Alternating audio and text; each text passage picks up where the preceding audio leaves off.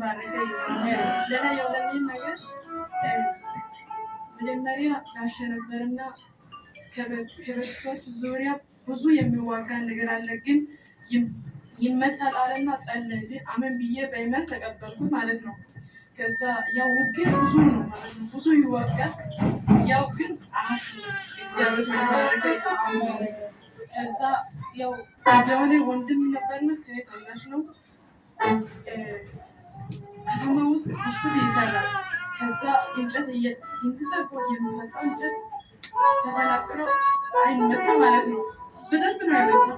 ከዛ በቃ ሲያይ አይኑ በጣም ጥርት ያለ ይመስላል ግን በጣም አንድ ሰው ሁለት ሰው ይሆናል ማለት ነው።